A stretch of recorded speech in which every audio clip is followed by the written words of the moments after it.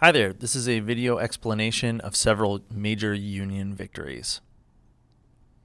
So one of the key turning points in the Civil War, which began actually very well for the Confederates, was the Battle of Gettysburg. The two main commanders involved are General George Meade for the Union and Robert E. Lee of the Confederacy.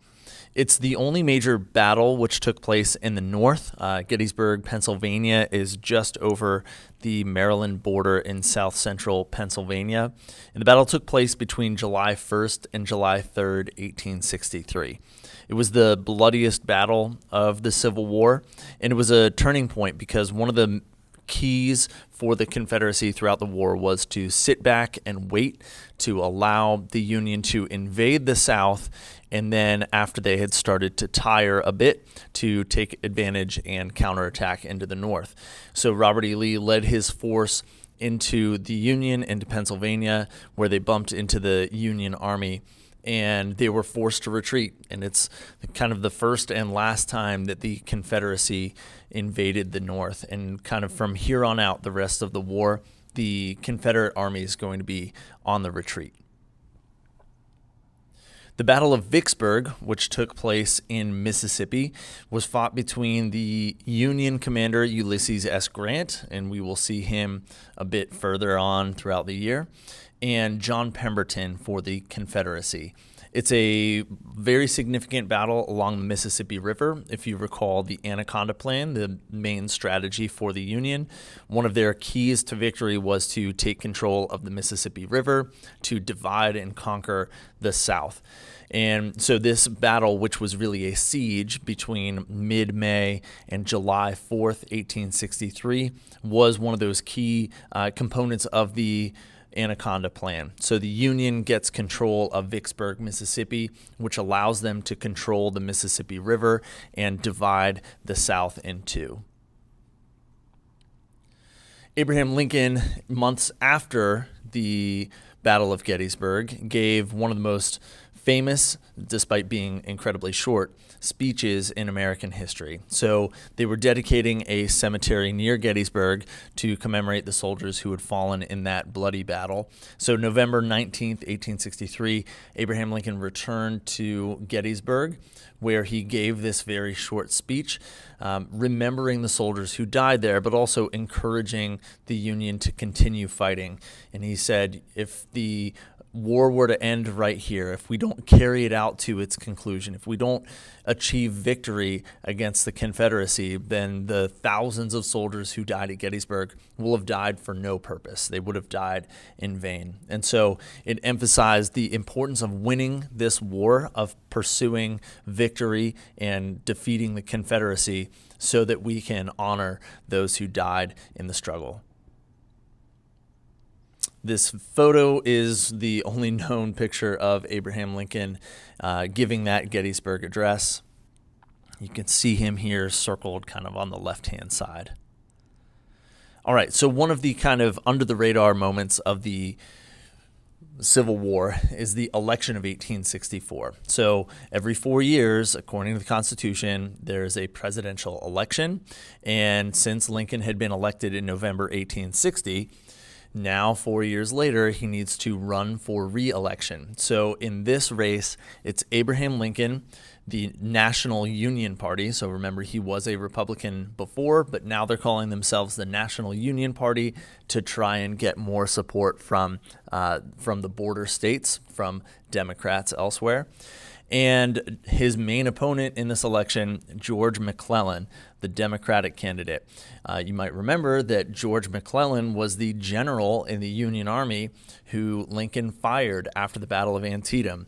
So McClellan, failing to follow the directions given by Abraham Lincoln, he was fired and now comes back to run for president against Abraham Lincoln. Obviously, this is an election that only took place in the United States, not in the Confederate States. So those states in the South, since they have seceded from the Union, they can no longer participate in a presidential election. And the reason this is important is because Lincoln's campaign was for the continuation of the war. His plan was, if he were reelected, that he would carry out the war to its conclusion, that he would not negotiate or end the war early. And so voting for Lincoln was a vote to continue the war against the Confederacy. George McClellan, on the other hand, wanted to end the war.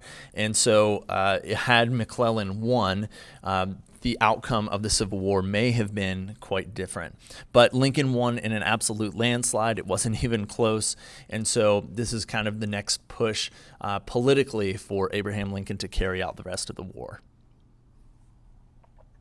So another major Union victory and a key turning point in the war is the Emancipation Proclamation. So we're going to talk about that for a moment.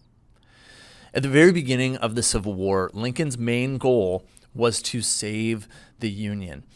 He was not trying to abolish slavery throughout the country. He said early on that he didn't want to touch slavery where it already existed. He wanted to stop its spread, but his main goal in charge as president was to keep the country together. But as we have seen, the Union Army actually started off the war very poorly. They had losses at the First Battle of Bull Run. They essentially tied at the Battle of Antietam. And so those early battles, the Confederates did really, really well. And Abraham Lincoln wanted to kind of change the narrative of the war a bit. He wanted to give the Union a boost. And so he came up with and drafted this Emancipation Proclamation. Emancipation means setting someone or something free, and a proclamation is an announcement. So this is a freedom announcement. And what it did was kind of transfer the purpose of the war from being a war about keeping the country together to a war about ending slavery.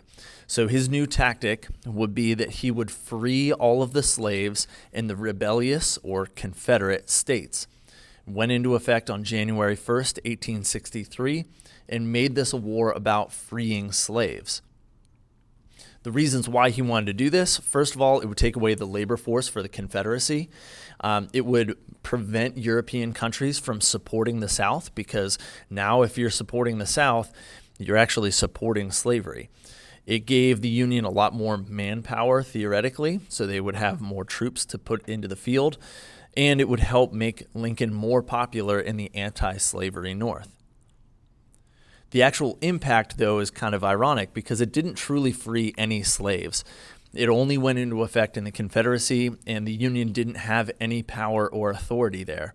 It did not touch the slaves that were in border states that had not seceded. So if we look at a map of the Emancipation Proclamation, those border states were not affected by it. The Emancipation Proclamation only affected slaves in the South, in the Confederacy, the states that had seceded, where technically he didn't have any jurisdiction. But the Emancipation Proclamation made this a war not about keeping the country together, but about freeing slaves. I hope this helps you understand some of the keys to the Union victory midway through the Civil War. Thanks for watching.